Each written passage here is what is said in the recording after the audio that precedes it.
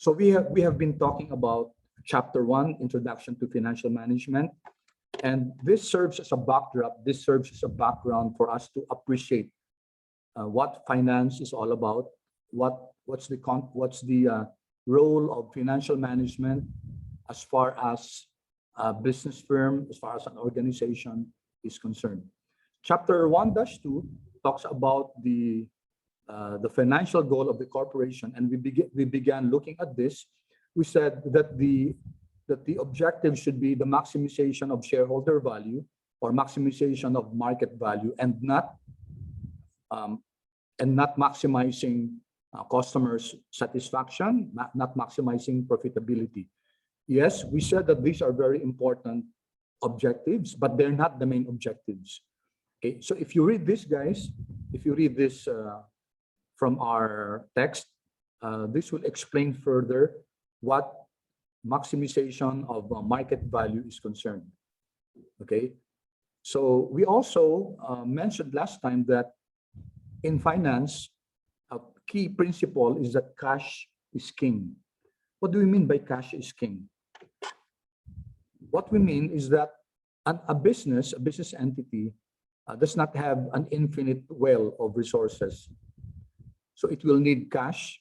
Either the funding can come from their shareholders, or it can come from another party, creditors, for example. So the cash will be used by the organization, by the firm, okay, to generate more revenues and to generate more cash flows. So what's needed here is that the cash flow should bear more cash flows. Why cash flows? Why is the focus on cash flows and not necessarily on profitability? Because profit is not equal to cash.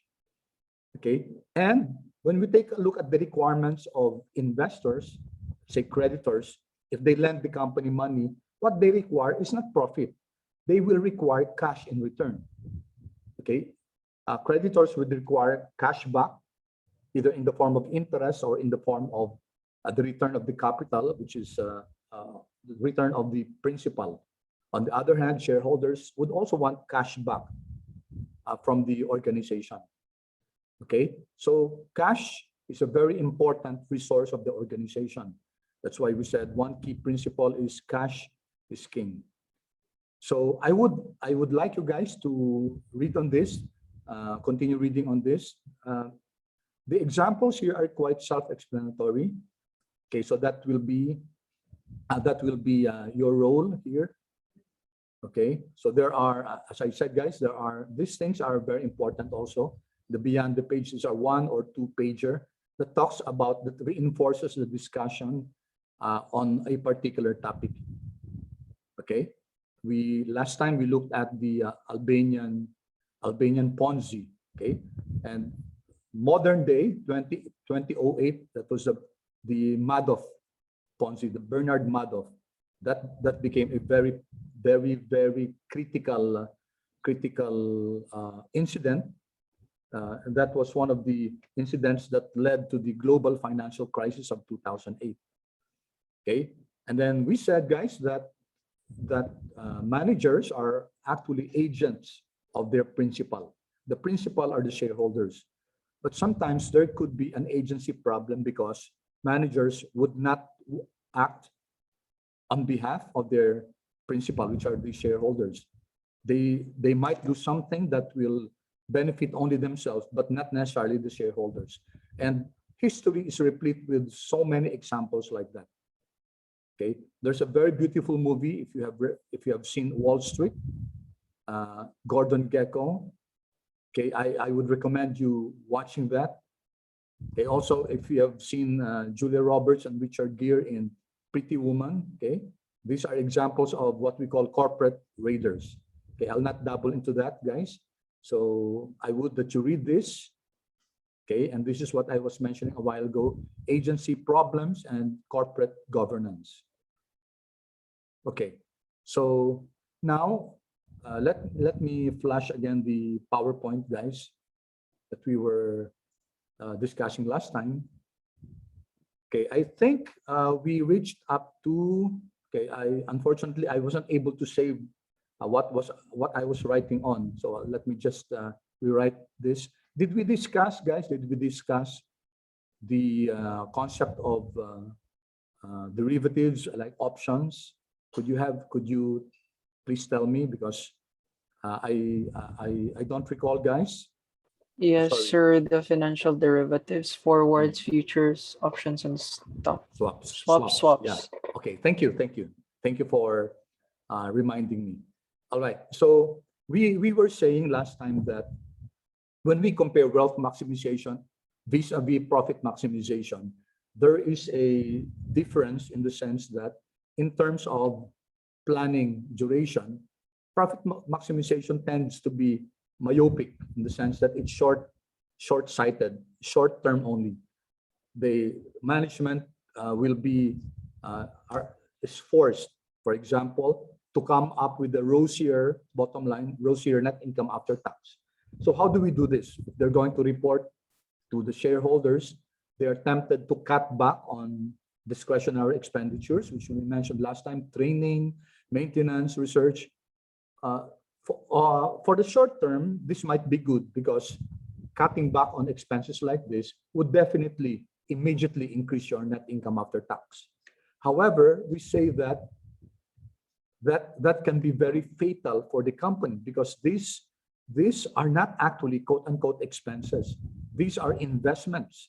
Investing in your people, as far as training is concerned, for example, prepares them, or they're more capable of performing their tasks. One example that we cited was frontliners, for example, the ones receiving calls, their call centers. If people are not trained to know how to deal with really angry customers, then chances are, being human also, they'll shut back at those customers, and that could result into, say, a disgruntled customer, and that, especially now with social media, that could easily create waves on the reputation of the company negatively. Okay, so that's the that's the problem with profit maximization. The tendency is to cut on discretionary expenditures because they're considered as expenses instead of investments. Now, also we looked at risk management, and we said that if a company, especially those that have or that use very volatile materials, whether they are agricultural or metals or oil, etc. These are commodities, and firms that make use of these materials are usually exposed to a large amount of risk, volatility risk. So finance should reinforce or should hedge the company against the big potential losses because of this. So one way to do this is to engage in derivatives, either a future or an option, to shield the company from rise or fall of prices. Of course, it will entail cost, but when we talk of wealth maximization, because it's more long term and it's more of shielding the company from the effects of price fluctuation, then that's really very important. Compare that with profit maximization, which could just what's the term for that? It could just ignore potential impact of losses due to risk, because the reasoning behind is that these are just quote unquote maybe unnecessary expenses, and they might not be unnecessary expenses. Okay, so we also looked at pricing strategy. We said that for profit maximization, the tendency is just to really price their product to the max, to the max, because that's how they'll be able to increase their margins and increase profitability. For wealth maximization, there is a consideration for even lowering its price with the intention of cornering more market share, because this is more long term. Okay, And lastly, we looked at capacity planning.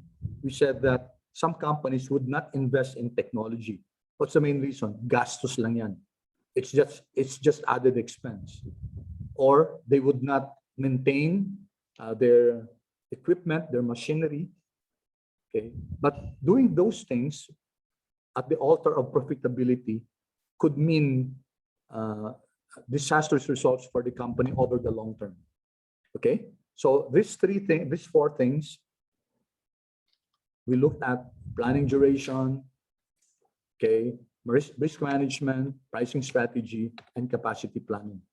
Okay, because of this, guys, there is, in fact, others will say that it should not only be shareholders. Okay, we said that the main objective of the organization is to maximize shareholder value. But others will debate about this and say that why only shareholders? Isn't it that there are other interested parties? So others would say that it should be maximizing stakeholder value. So there's a debate between this. These are two schools of thought. One say that it should only be maximizing shareholder value, while the others say that it should be maximization of stakeholders. Okay, let's discuss this for a while. Have you heard of the triple bottom line, guys? Itong 3 P's or 3 E's? Could you kindly chat there, right in the chat box? If you have heard of this concept, the triple bottom line, most probably you have heard of this in your other subjects. Yes, thank you. Thank you. Okay, good. Okay, thank you so much for your responses. Okay, so we're familiar with the concept of the triple bottom line, but let's just backtrack a bit and consider a firm.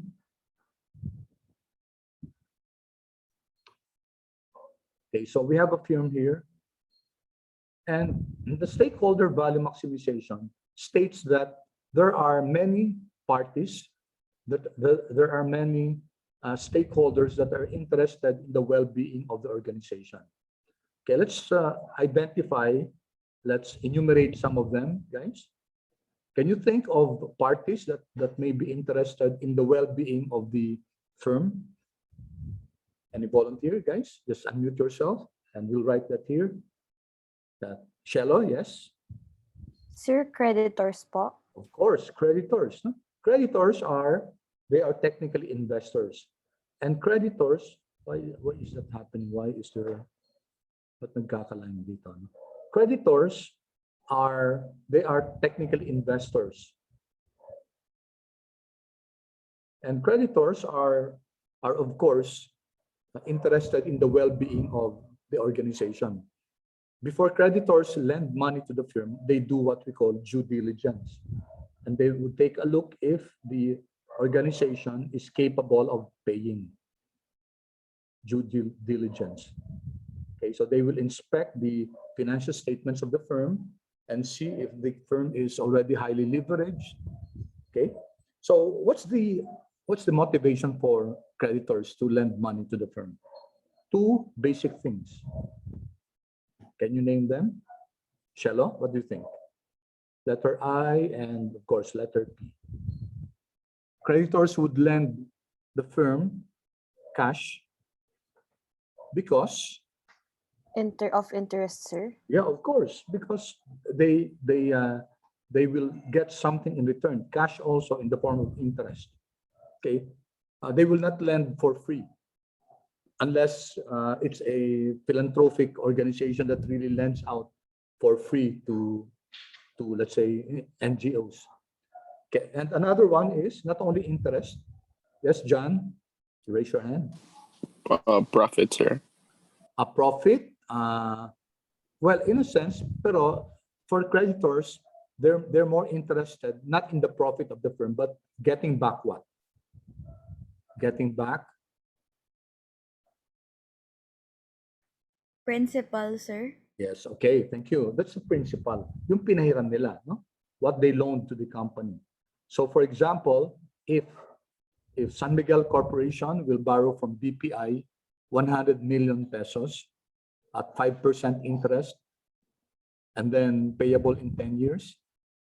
Okay, the interest of BPI there is to get returns in the form of interest, 5% per annum. Okay, so that's 5% of 100 million. That's that will be 5 million. Okay, 5 million in 1 year. So they're getting back interest of 5 million. Usually it's monthly. They get monthly interest payments, and then at the end of the term, at the maturity of the loan, after 10 years, they get back the 100 million. Okay, so the principal is returned to the creditor. So you're correct. Thank you, Shella, for sharing your answer. Yes, creditors are interested in the well-being of the organization. Who else? Thank you, Abigail, for the answer. Okay, principal. Yes, Angeline? Employees. Yes, of course, employees. So let's write that here. Employees. And employees slash, let's include the managers, okay? The professional managers. Employees are interested in the well-being of the organization. Why do you think so? To analyze the stability of the company. Okay, to analyze the stability. Now, why are they interested in the well-being of the company they're working for? So that their payroll is insured. Of course. It's a matter of it's how they get their living. Diba?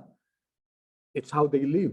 Chances are the employee, whether it's a father, a mother, a son, a daughter, they support somebody in the family. So the compensation that they derive from working with that company is very crucial for them to sustain a sustenance for their living.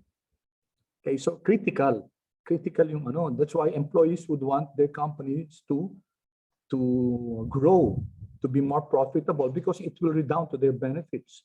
The firm can give them more benefits, can raise their salary if the firm is capable. If the firm is growing, then it's in the interest of the employees and the managers for the firm to really grow, to really become more profitable, to really have more market share. Okay, so thank you so much, Angeli, for that. Employees, managers. Who else, guys? Can we name? Yes, Abigail? Okay. Competitors po, sir. Okay, interesting, no? So Abigail and then Angeline and then Shalom. Okay, Abigail, bakit competitors? Very strange yata na competitors, no? Why will competitors want to see that a firm become successful? To get to know what the other firms offering and to make their firm stand out more than the others po. Okay, but isn't it that firms would want their competitors to fall so Yes. that they're the only ones that remain? Yes po, sir. But my question is, which parties, which are the stakeholders that want to see the well-being of the firm? And do competitors want to see that the competing company be successful also? Would they want that, technically, guys? Generally, wouldn't they want that their competitor become bankrupt?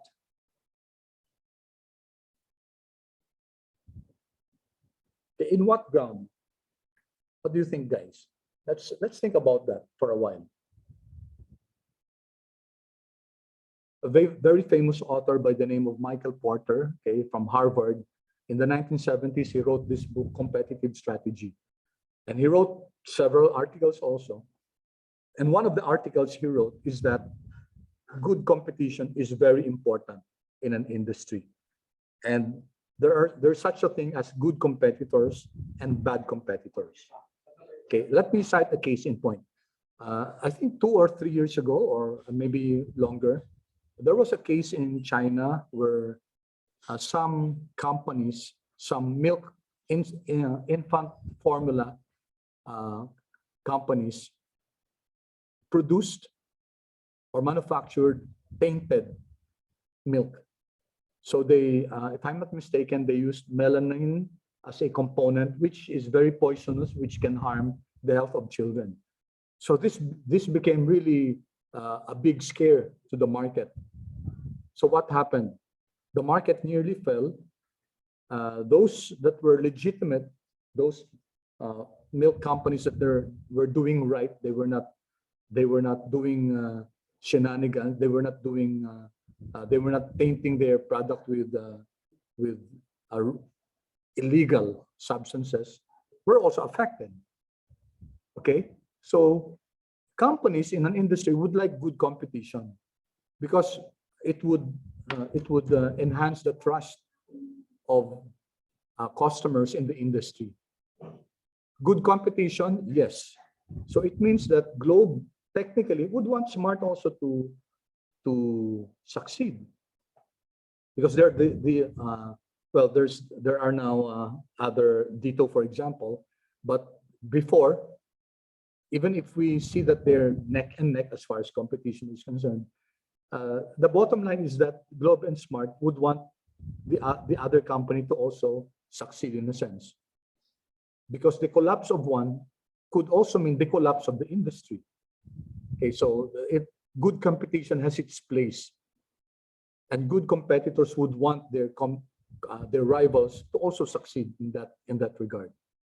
Okay, so that's why competitors would want the firm, their competitor, to succeed. Okay, in that regard, in that light. Okay, so thank you for that answer. Yes, competitors are interested to see the firm that we're talking of succeed, because it has something to do with the industry dynamics. They would want the industry reputation to be maintained, and also for the industry to become sustainable and not to collapse.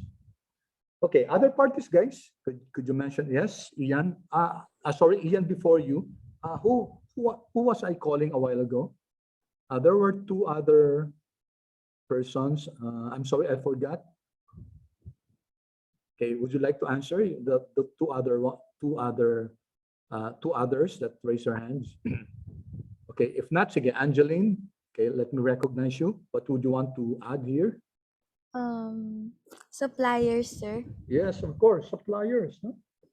Suppliers are interested in the well-being of the organization. Where's my digital pen? Uh-oh. Where did I put it?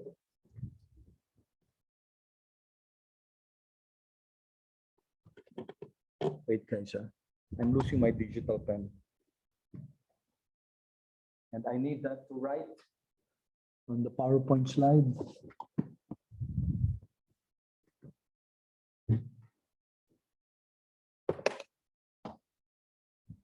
Yeah, okay, it's here. Okay, so suppliers. Let's write that here. Suppliers. Suppliers, okay, these are stakeholders also that want the firm to succeed. Okay, I'll introduce another another slide here.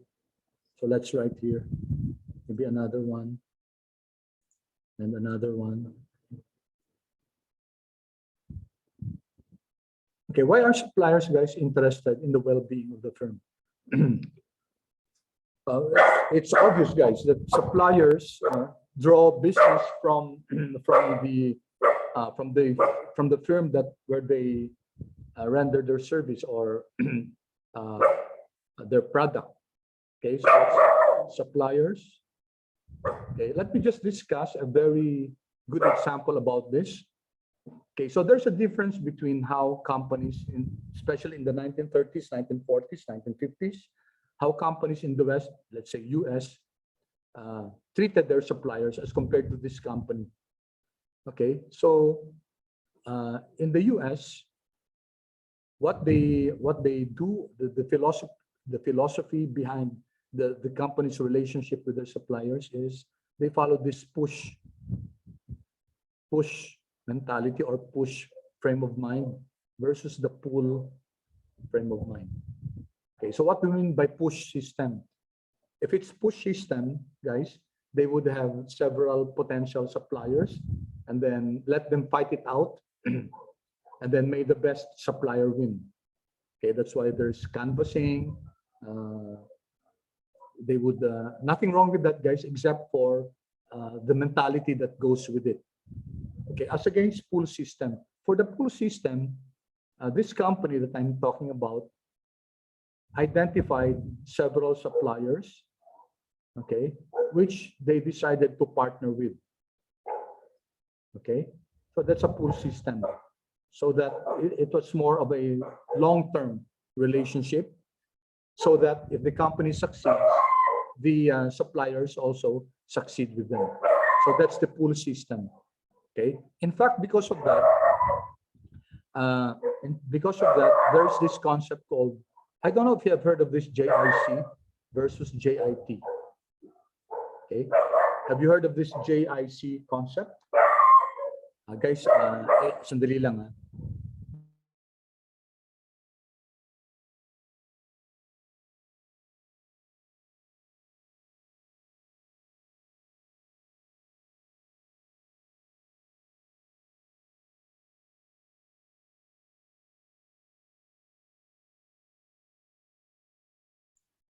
Sorry about that. JIC means just in case. Okay, I think Ian raised his hand. Yes, Ian, would you want to say something? Sorry, you asked regarding if we knew JIC and JIT, and admittedly, I did Google it, and Yeah, JIT okay. means just in time, Yes, thank which you. means you receive inventory only when it's needed. Yes, that's correct. That's correct. Thank you, Ian, for Googling this one. So JIC is just in case, and JIT is just in time. What's the difference between that? So just JIC requires that the company, of course, has a big warehouse. A big warehouse. So what happens is that they stock on the inventory. So much inventory, big warehouse, okay, because just in case they need these goods, okay, it's readily available, and then they'll be able to use it immediately and bring it to the factory, for example. Well, that's good, guys. That's good.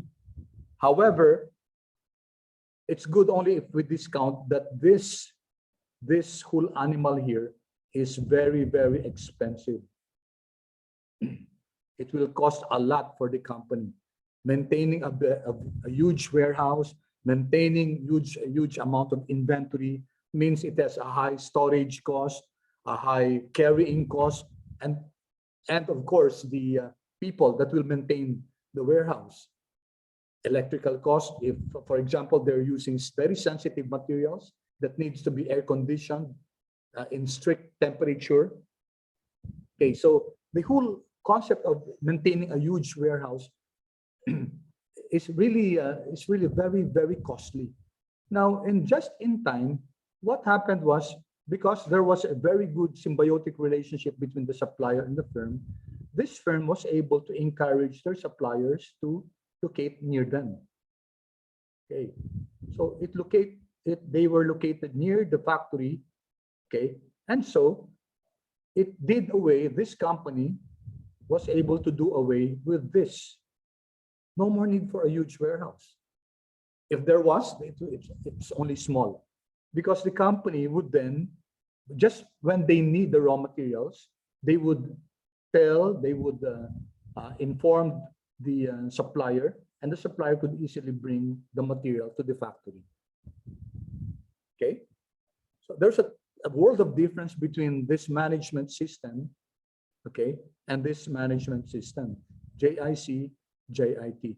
This is what we call, by the way, the Kanban system. Kanban. Okay, and these systems and a lot of other ways of doing manufacturing originated from what we call the TQM movement, the total quality movement. And there was this one company that spearheaded this. Okay, would you know what company is this? It begins with the letter T. It's a global company. And of course, I know you know this company. Any guess, guys? This company perfected what we call the JIT, the just in time. And what was the result? Because they were able to really lower the cost of their product, this company was able to penetrate the American market. Whereas before, only American-made products were being sold. Can I guess, sir? Yes, Ian. Uh, Yes. is it Toyota, sir? Yes. Thank you. Thank you so much. You're correct. You're correct. And to think that this happened after World War II. Japan was really down in the sense that because of the war that they started, they were really and because of the bombing of Nagasaki and Hiroshima, the economy of the Japanese really was down. But they were able to recover, and Toyota was one of those companies that really spearheaded the recovery of the economy of Japan. So Toyota was able to penetrate the American market. Compare this with Chrysler, with Ford, where the concept was JIC, huge warehouses. And in fact, there's a study, there's this book called The Machine That Changed the World, and that's about Toyota. And it compared, for example, the defects as far as the finished car is concerned. For Toyota, for Ford, or for Chrysler, the defect, there were X hundreds of defects per car. For Toyota, you could barely count it because of this concept, this manufacturing concept that they embodied, that they invented. Actually, it was an American who invented this, Deming, but he was not recognized in the US, so he went to Japan, and it was there where these concepts were patronized. Okay, very interesting, guys. This story, and it has something to do, of course, with the relationship between the suppliers and the firm. Okay, so suppliers, as we said, they are really keen on the well-being of the organization. Okay, so any other parties, guys? So we have suppliers, employees, managers, creditors, competitors. Yes, Shalom? Sir, the government. Of course, the government. Why, Shalom? Why is the government interested in the well-being of the organization? Because the government, sir, collects tax revenues. Po. Yes, the government needs funds. Okay, the government needs funds in order to support the needs of the nation, whether it be infrastructure. Of course, the government is the biggest employer. Ang dami-dami mga agencies, so it needs funds in order to pay the government employees. So where will the government get funding? It could borrow, but the best way is to really make sure that it provides an environment where companies will flourish, companies will really grow. Okay, so it should be a symbiotic relationship. So government is interested in the well-being of the organization because it stands to profit from their growth. Government does not want companies that are becoming bankrupt. Government wants robust, healthy, sustainable firms because they stand to benefit from that. Yeah, thank you, Shalom, for that. So any other parties, guys, interested in the well-being of the organization? Yes, let's see. Who was the first one? Angeline, yes? Customers, sir. Customers, yes. Okay, of course, we should not forget the customers. Diba? Okay. Why are customers, Angeline, interested in the well-being of the firm? If the firm has a good well-being, it means that the product or service that they're offering is reliable. Yes, of course. Good quality products. Just like the one that I mentioned a while ago about the infant formula. Okay. Customers would not want that to happen because at stake is the health or the life even of those that consume whatever product is being offered by the firm. Customers would want the firm to succeed because a healthy firm would mean good quality products, and a healthy firm would mean that the firm is sustainable and it will be able to provide whatever need or want the firm is giving to the customers. Yes, of course, we believe in that. Okay, we would not want, for example, as whether you're using PLDT or Globe or Converge, okay, or Dito, we would not want these companies to fail. if we're using their, for example, lines or whatever, guys, we want excellent continuous service. Okay, don't you agree? Otherwise, for example, if here we're using PLDT, I would not want PLDT the service of PLDT to deteriorate. Otherwise, I might not be able to have classes with you. Okay, I heard that my co-teacher had, where was he? He's in Baguio now, but he was having problems.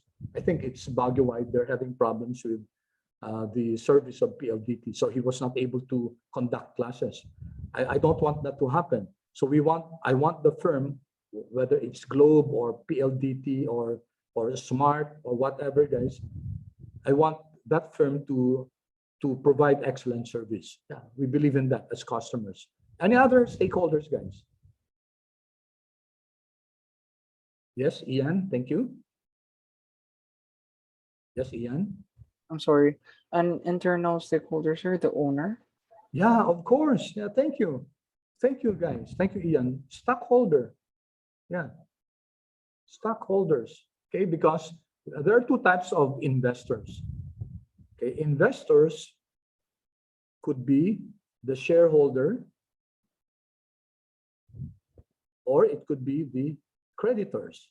Okay, so we said that creditors are also interested in the well-being of the organization, but not only the creditors, also the shareholders.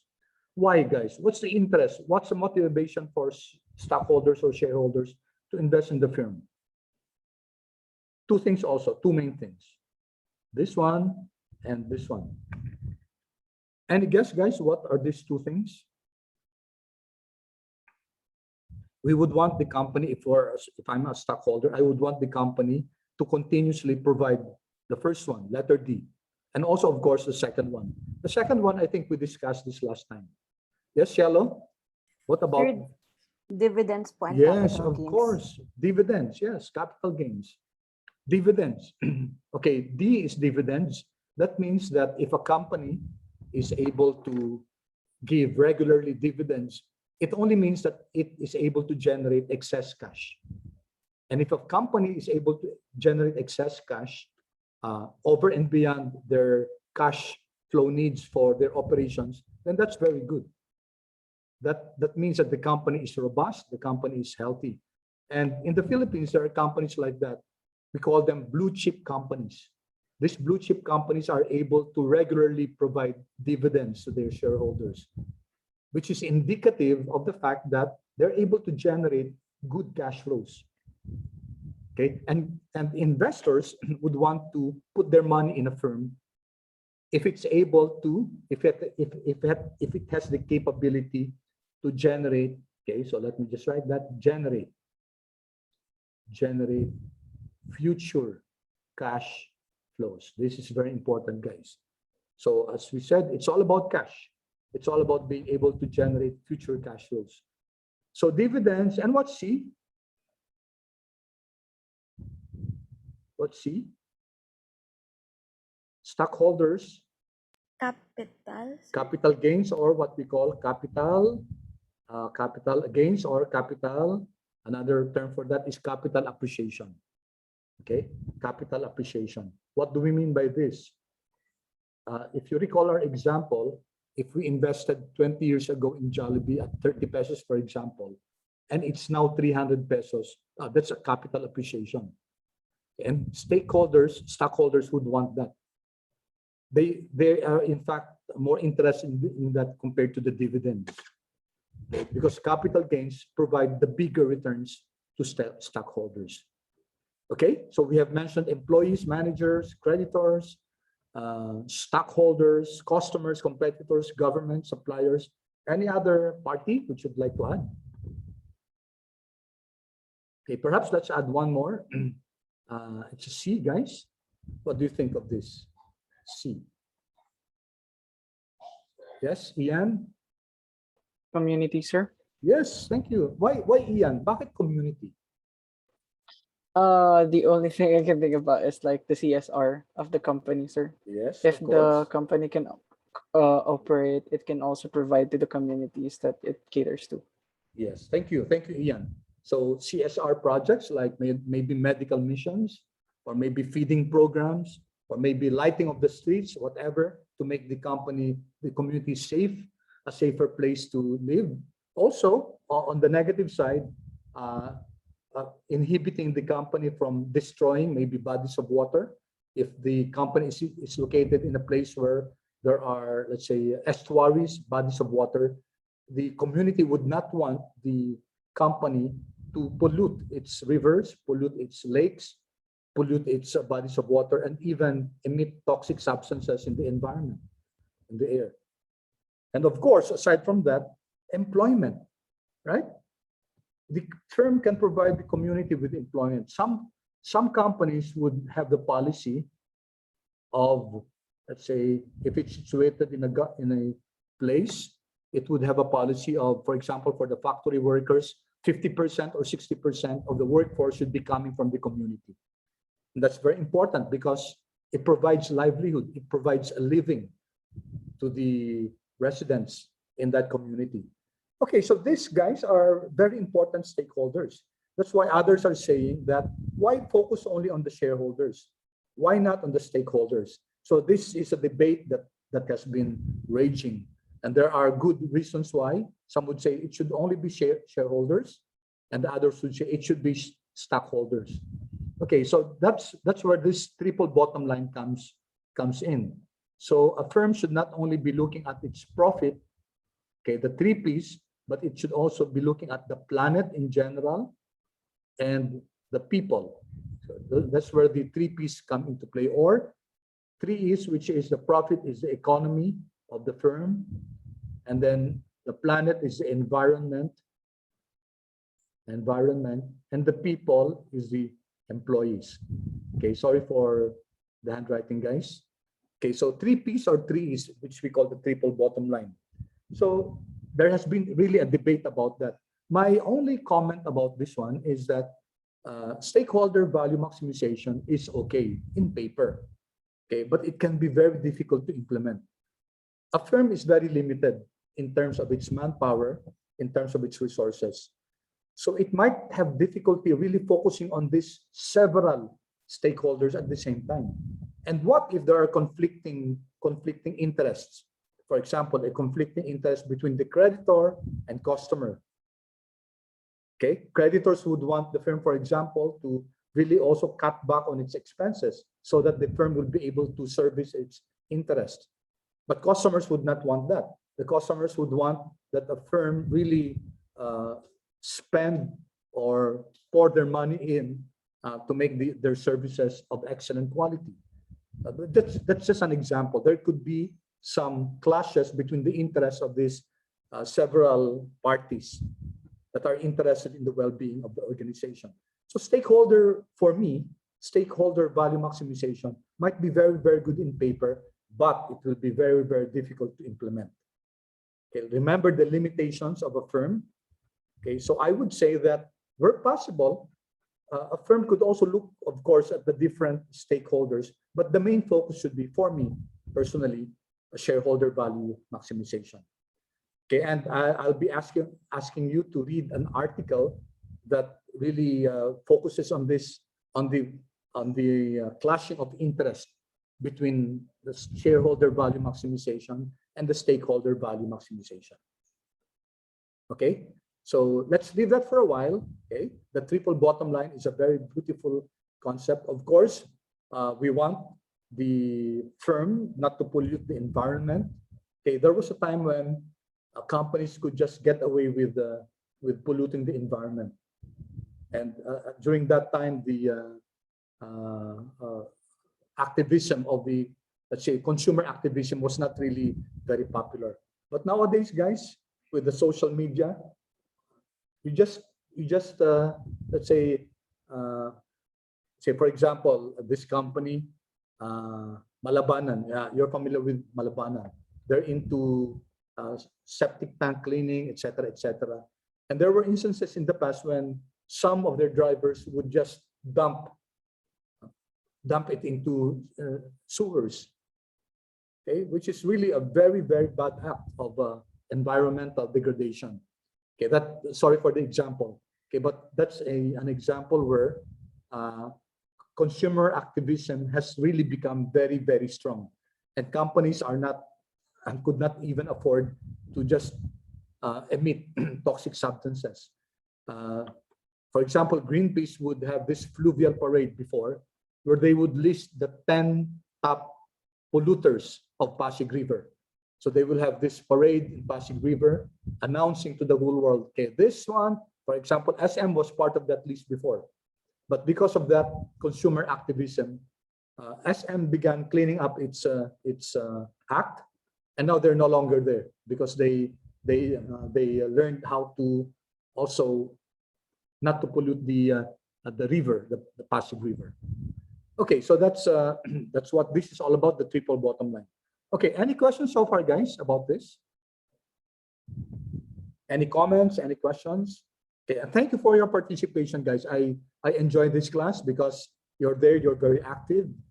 Okay, you participate in the discussion, and that's very good. I'm happy about that. Okay, I hope you're happy too about what we're discussing. Okay, now before we go to the next one, let me just tell you about this. This company is reptrack.com. Nowadays, companies should be very, very careful with what they do, especially with respect to how they treat the environment. There's this company that measures reputational intelligence. Okay, so you can Google this. Okay, what's reputation intelligence? What is it? Okay, so this company came up with some metrics that measure how customers are happy with a particular brand or a particular company. So they have this RepTrack score, and they found out from the research that that companies that have a very high RepTrack score, 70 to 80% of their customers would support that brand. Okay, while on the other hand, companies with very low RepTrack score, there's a big probability that customers do not support that brand. Of course, the customers do not know about this RepTrack score. Okay, they don't know about this RepTrack score, but according to this company that developed this RepTrack metric, they found out that the RepTrack metric is correlated with the customers patronizing the brand of the company. Okay, and what is it? Let me just go here. Okay, the main thought about this is that what customers think about the company and what customers feel about the company. These two drivers are important to drive what customers would do about the company. So think plus feel is equal to do, and they came up with this measure. Okay, for me, this is a very good measure. They measure the leadership, performance, product and services, innovation, the workplace, governance, and citizenship of the firm. Because these 7 drivers are what drive the feeling of the customer, the trust of the customer, the admiration given to the company, and the esteem that the company generates. And that's what the RepTrack score is all about. And they were able to see that, and there are several examples. Okay, I will not go there anymore, but let me see. Lego, for example, I would like to encourage you to look at this and see how these companies fare as far as the RepTrack score is concerned. Okay, that's it. Go to another page. Okay, I don't think so. Okay, where is that? There are examples here. But anyway, guys, I'll leave this to you. Okay, I'll leave this for your perusal. Okay, it concerns ESG, guys. Nowadays, a metric for success, corporate success, is not only profitability, but it's ESG. ESG stands for the environment, social, and then governance. ESG. Okay, so let me park this here. Okay, I would encourage you to look at this and see that nowadays it's not only profitability that's being looked at. In fact, this is reputational intelligence. Okay, so let me go back to our slide. I just wanted to mention to you this rep track. Okay, so let's go back to the basics first. We haven't actually formally defined what finance is. Let me see, is there a question here? Okay, John, what was, sorry, what was about technology that you mentioned? Sorry, I missed your comment. What was technology? You mentioned something about technology. Yung sa kanina po ata yung sir. Okay, okay. So thank you, John. Thank you. All right, so let's go to what is finance. So there are several definitions of finance. Let's just focus on some of them. Investor world defines finance as it's a branch of economics actually. So in economics, we learned that any firm, any individual, any household does not have infinite resources. Okay, so that's why we know that economics comes from the Greek word oikos, which means house, okay, and nomos, which means the management of. So oikonomos, which means the management of the household. Because we know that households do not have infinite resources. The resources are limited. So the household has to know how to allocate these resources properly. And that's where finance also comes into play, because finance is all about realizing that there is a limit as far as resources is concerned. So how does now the firm acquire these resources, okay, manage the resources so that it will provide more wealth or value to the shareholders.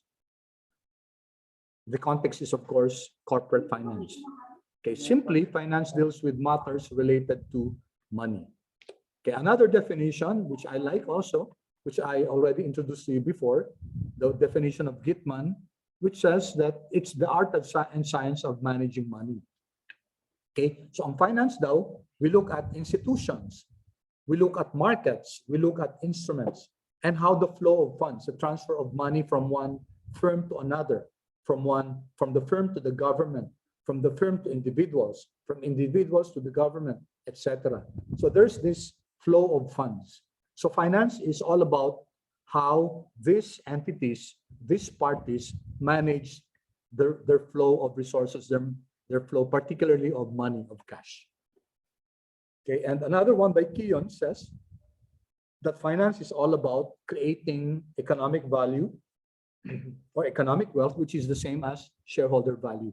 So if you notice, guys, if you take a look at several definitions of finance, it all boils down to the management of money, the management of cash. It also boils down to the generation of economic value or economic wealth.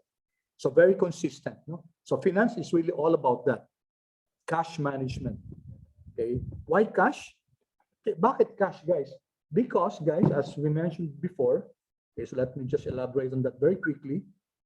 For a firm, okay, firm needs cash, right? And the cash can come from, let's say, creditors. We say the two main investors are, and the shareholders. So the shareholders provide firm with cash. Creditors also provide firm with cash. Okay. So why do these entities provide the firm with cash? They want something in return, of course. Also, the return of cash. Okay. Firm would provide the shareholders with, we mentioned that a while ago, dividends and creation of value, which is capital appreciation. And firms would provide the creditors with interest and the return of the principal. So it's all about cash flow, guys. That's why we said last time that in finance, cash flow is king. Hari siya, guys. We're not talking of profitability. We're talking of cash flow, the transfer of money. Okay. So what is corporate finance? We have defined what finance is in general. So when we talk of corporate finance, well, it's simply looking at the firm as the center of the transfer of funds. Okay. Others would say that corporate finance is just an extension of accounting. That's not true because accounting is more backward looking. The objective of accounting generally is to generate financial statements. Okay, so it's more backward looking. Its job is to record what happened in the past and generate the statements. That of course could be used by finance. So others would say that finance is all about financial modeling. Yes, that's true, but it's not only financial modeling.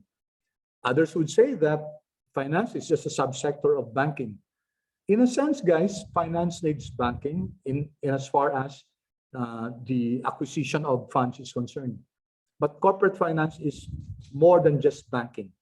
Okay, banking has its role to play as far as financing is concerned, but corporate finance is not just banking. Okay, so finance, guys, covers any decision involved that uses money. So if we take a look at an organization, the functionalities involve marketing, operations, HR, IT, okay, etc., general management. Anything that will require the use of money should have the input, should have the say-so of finance. Okay, so let me flash this. Okay. Well, for example, guys, sa marketing, pag pinag-uusap when we're talking about pricing of the product, it's not enough that marketing will just have the let's say the how do you call that? The monopoly of saying how the pricing should be done. Finance has an important role in also giving suggestions on how pricing should be done by the company. So whether it's investing in an accounting system or an information system, finance plays a major role there. Okay, so in terms of investing in human capital, a management information system or a let's say a personal management system, etc., finance will have a say-so there. In terms of corporate strategy, okay, when we talk of corporate strategy, we talk of, for example, let me give an example here, Ayala Corporation. Okay, Ayala Corporation has several SBUs. We call this SBU, Strategic Business Unit. Okay, so SBU1, SBU2, SBU3, etc. Okay, the SBUs are, it's BPI. So they're into banking. They're also in telecommunications, Globe. They are into real estate, okay? Ayala Land. They're into food manufacturing. They're into several industries, several investments.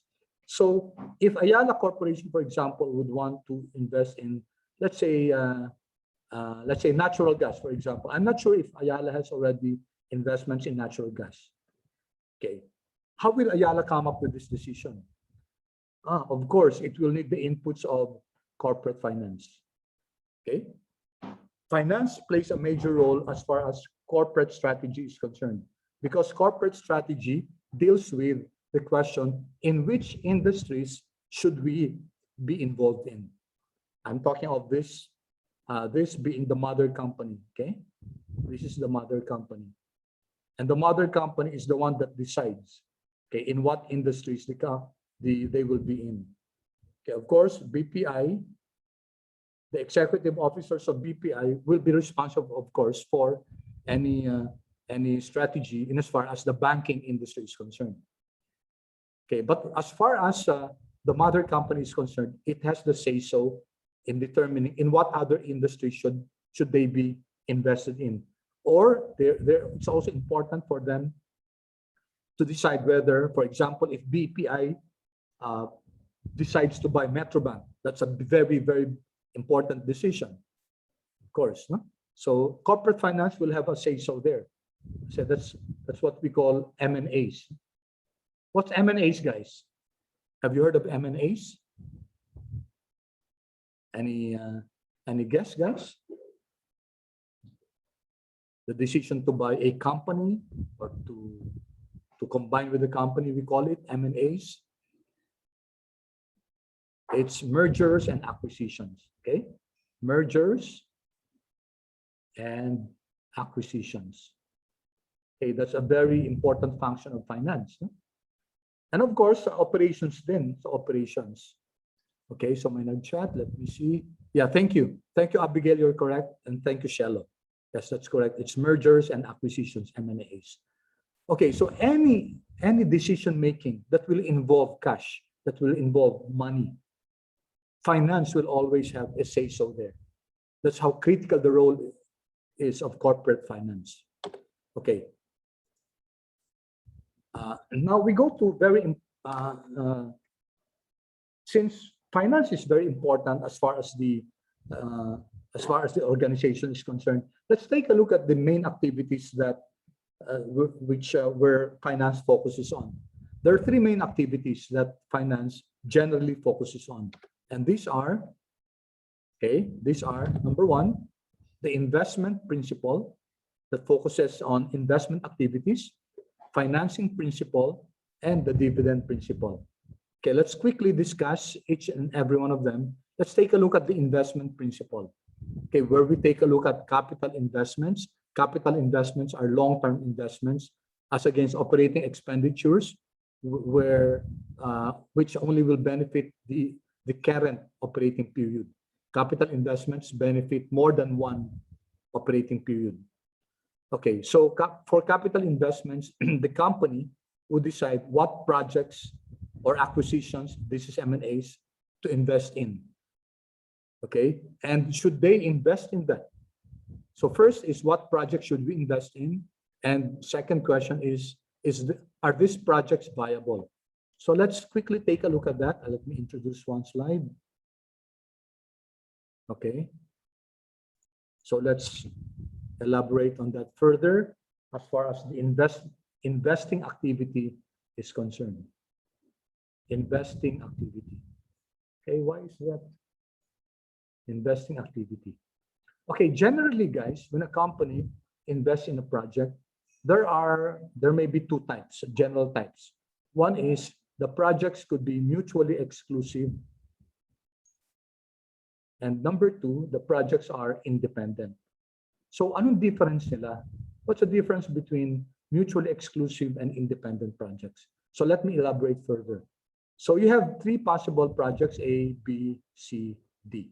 For example, it's buying a technology or an equipment, A, B, C, D. These are the options. Now, when the projects are mutually exclusive, it means that the choice of one excludes the other. So you can only choose one. So you're choosing a technology, for example, and for example, it's a software. Of course, there's only a need for one software. So if we choose software A, that means we don't have to choose software B, C, D. So that's what we mean by mutually exclusive. On the other hand, this is A, B, C, D. If it's independent, it means that you can choose several. The only constraint here could be budgetary constraint, the budget. For example, this will cost 100, let's say 100 million. This is 50 million. This is 70 million. This is, let's say, 60 million. And all of these projects are feasible. Then, if they're independent, then the company could engage in all of these projects if they have the budget for that. But suppose the company has only 200 million. 200 million lang. Then they cannot choose all these projects because 130, 180, this is already 280. Okay, so that they have to choose, and there's a way to choose. Okay, but we'll not discuss that at the moment. Okay, so that's what we mean by independent. On the other hand, for exclusive, you just choose one. So what's the basis? We look at the returns of the project. For example, project A has a return of 15%, project B has 14.8%, project C has 15.2%, and project D has 16%. Okay, so based on the return, which is usually, the return is usually called IRR, which is internal rate of return. So that's the return of the project, internal rate of return. Okay, they usually measure IRR, and another measure for the projects is NPV, the net present value. We're going to discuss this in greater detail, okay? In the next few chapters. By the way, guys, before I forget, sorry, let me just go back again to, I forgot to mention this, guys. I might forget this. I have to mention this, that for those of you who want to do advanced reading, the next module will be chapter 28. We'll be jumping to chapter 28, financial analysis. Okay, and then the next module, module 3, will be chapter 29 and chapter 30. Okay, I'm sorry about this. I forgot to mention that to you. So after chapter 1, for Wednesday next week, we'll begin to discuss chapter 28. So if you want to read ahead, guys, this will take us around maybe 1.5 weeks. And then after that will be financial planning and working capital management. And then we go back to this one. Okay, so sorry about that. Let me go back to our discussion. Okay, so which project should the company choose here? Would you kindly chat, guys? Should it be A, B, C, or D?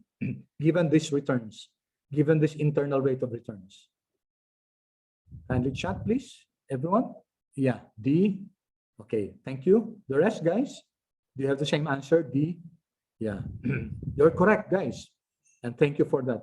Tama, it should be project D because it provides the company with the highest rate of return. So another question, another yes or no. Should the company invest in D? Please chat yes or no. Should the company invest in D?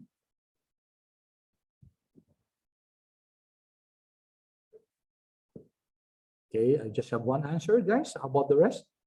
Before I look at the answers, I'd like to know who answered. There are only 4 answers. Could I have the answers of the others, guys? My question is, yes, we know that project D has the highest internal rate of return. So of course, among this, project D should be chosen. But should we invest in project D? Only 4 answers. Okay, yes, yes. How about the others, guys? Okay, let me answer my question.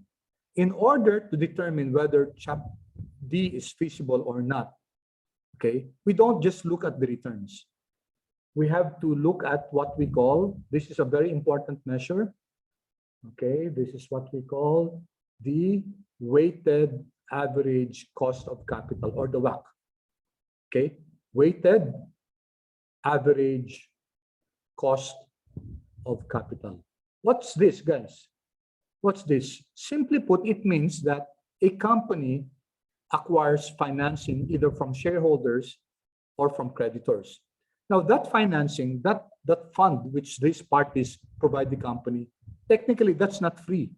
That has a cost. And what we call it the cost of capital. So that's the cost of debt and then the cost of equity. So the company, the finance team should be able to compute for the WACC. The weighted average cost of capital, this is also called the hurdle rate. Hurdle rate. And any project that the company will engage in has to have a return that should be greater than the WACC, of course, because that's the cost of getting capital.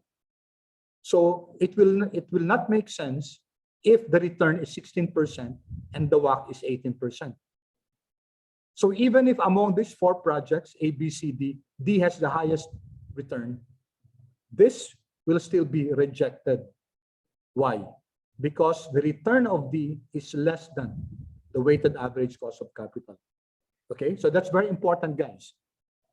As far as finance is concerned, any project to be engaged in by the company has to be greater than we call it the hurdle rate, or the weighted average cost of capital.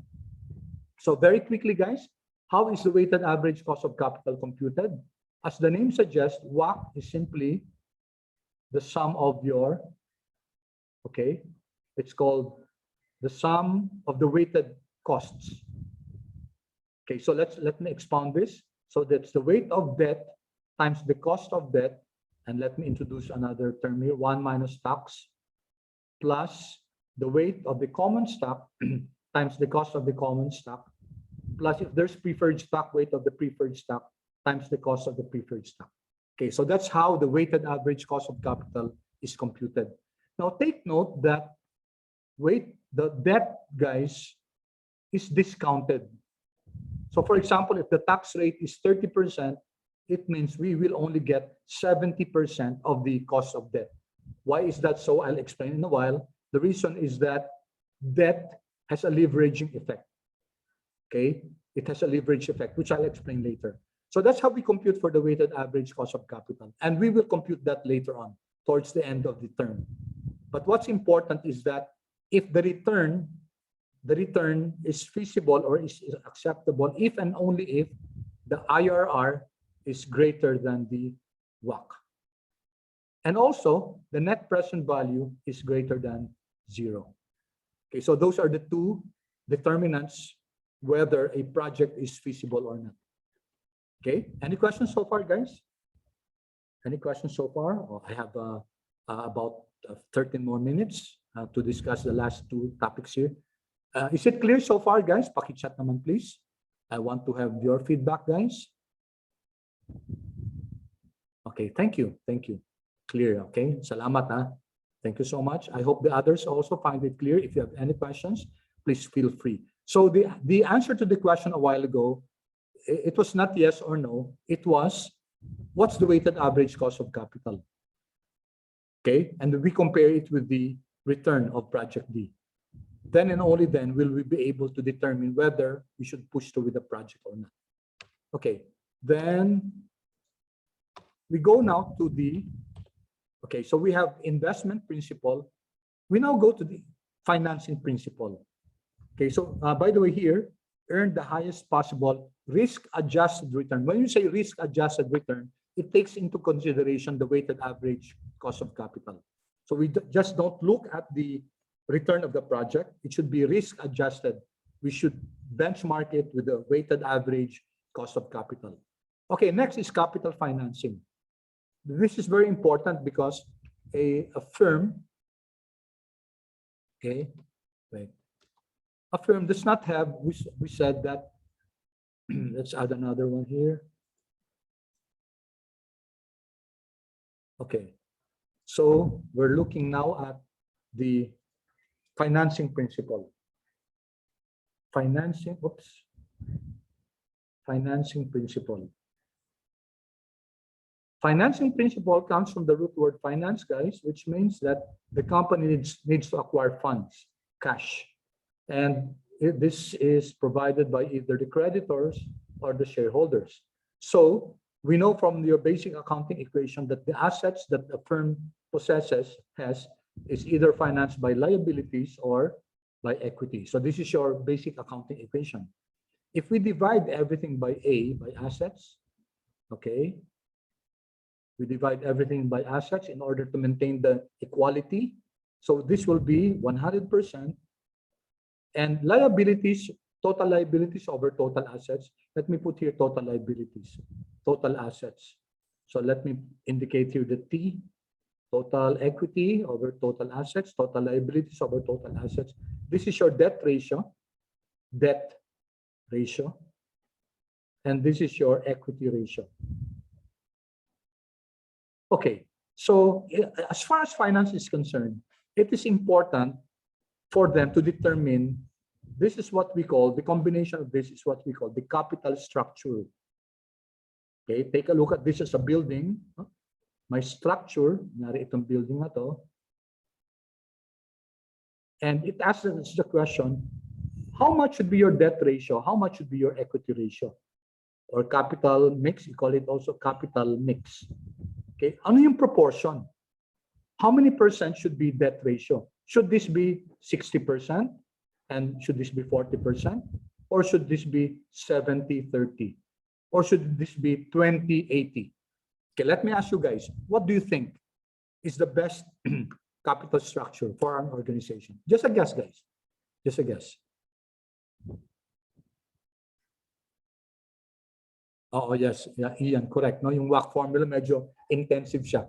Don't worry, guys. I'm just throwing this out in the wind just for you to be familiar. But the computation itself, we will learn about that. Thank you for your comment, Ian. I appreciate that. Okay, ano nyo guys? What do you think? Just a guess. Ano yung ano nyo? What do you think should be the best capital structure for the firm? Yes, Ian? 2080, top of the head. 2080. Okay, thank you. Thank you. What's your reason for that? So para kay Ian, it's 20% debt, 80% equity. What could be the reason for that? I just wanted to minimize debt as much as possible, but not removing its allocation. Yes, okay. That's Reasonably. good, no? So si Ian, on a personal level, siguro medyo conservative siya, no? Others would be more conservative than Ian. In fact, yung iba ayaw magka-debt. Ay, hindi ako nakakatulog basta may utang. I can't sleep at night. Okay, of course, that's an individual. But for a firm, guys, we're talking a look at the firm. Now, there's an advantage of using debt, no? Okay, ano yung gamit ng debt? In another class, they mentioned something about Robert Kiyosaki, yung Rich Dad, Poor Dad. And Kiyosaki was even suggesting an 80-20, no? Na-mention niya yun.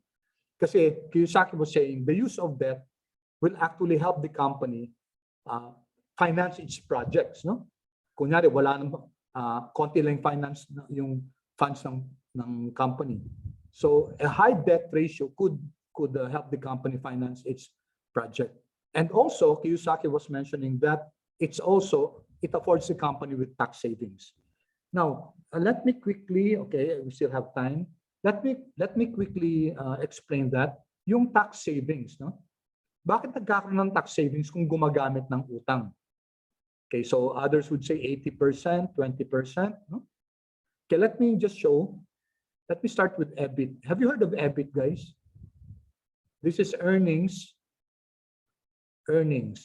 before interest and taxes. So that's your revenues, your sales, less all the cost except your financing cost, which is interest. Hindi pa natin nababawas yung interest dyan. So let's assume that a company is leverage, it uses debt. Sabihin natin ang EBIT niya is 100, and then ima-minus natin yung interest. So let's say the firm has a debt of 100, and then the interest rate is, let's say, example lang, 30%. So the interest will be 100 times 30%, that will be 30. And therefore, the EBT now, earnings before tax, will be 70. And then the tax, let's assume the tax at 30%, 30% siya. So 30% times 70, that's 21, okay? And then the earnings after tax, or that's the net income after tax, that's now 49. Okay? So there's a tax of 21 here. There was a tax deduction of 21. Okay? Now, how about a company that does not have any debt?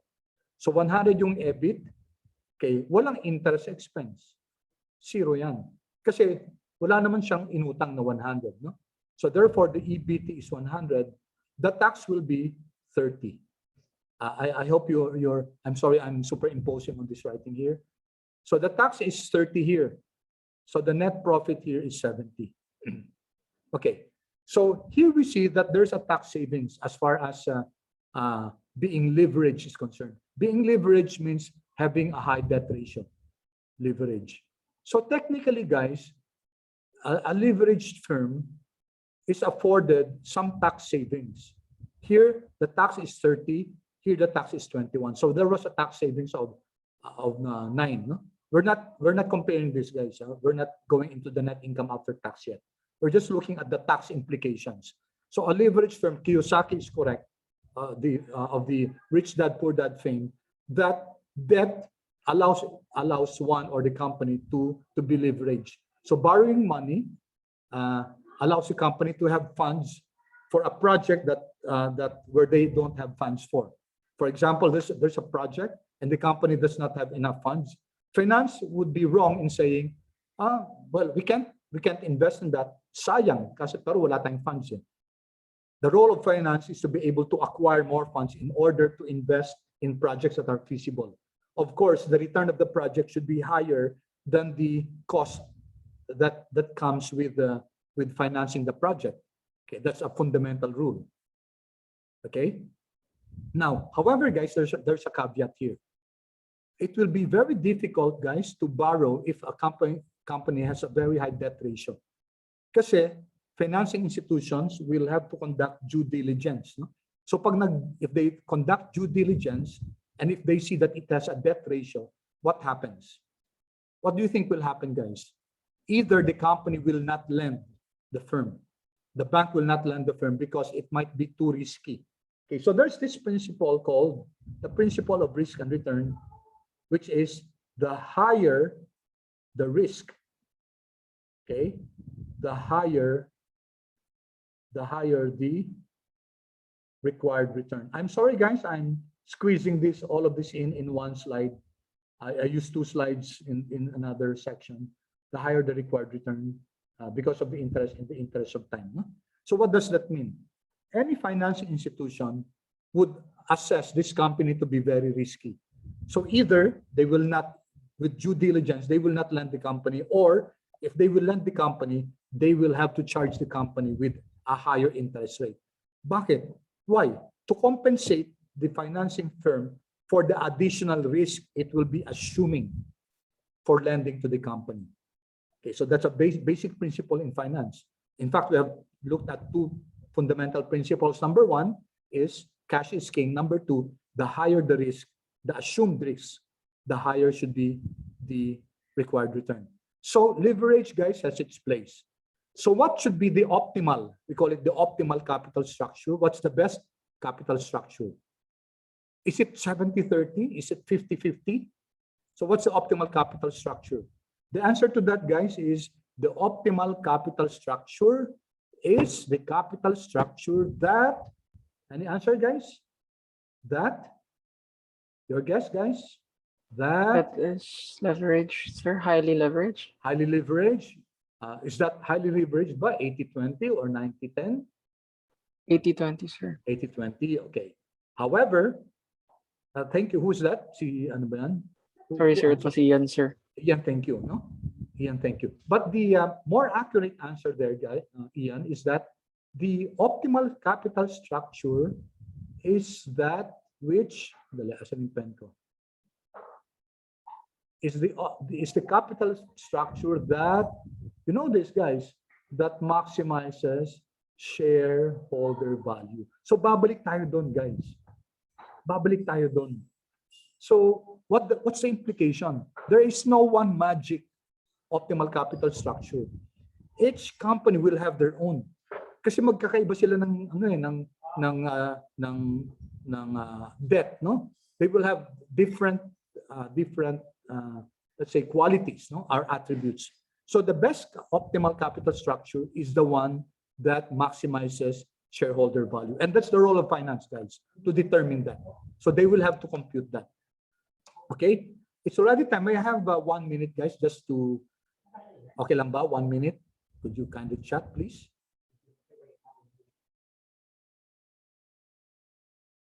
I hope it's a yes. Yes, thank you, thank you. Thank you. Okay, ito lang, guys, ito lang, yung last na lang, no? Kasi we looked at sabi natin, investing principle, financing principle, dividend principle. Ano naman yung dividend principle? The role of finance is to determine whether shall we return, if we have excess cash, should we return it to our shareholders or should we flow it back to operations? That is one of the most important decision making that finance has to make, because we know that dividends play a major role as far as the reputation of the company is concerned. If the company regularly pays dividends, then that sends a strong signal that this company is able to generate future cash flows. Okay, itong company na to. That's why in the Philippines, there are what we call blue chip companies. These companies are listed in the stock exchange, and they're the ones that are able to pay regularly dividends. So it sends a strong signal to potential investors. This company has the capability of generating cash flows, future cash flows. So okay mag-invest dito. Kasi alam natin that cash flow is king. Okay? So among these three, of course, importante yung investment principle, investment decision making, financing decision making, but dividend decision making is one of the foremost, most important decision that finance has to make. Okay? So that ends our discussion for today, guys. Thank you so much. I hope you learned something. Paki-chat naman please kung okay lang yung pace natin, kung natuto ba tayo. Was I going too fast? Okay, let me just stop recording.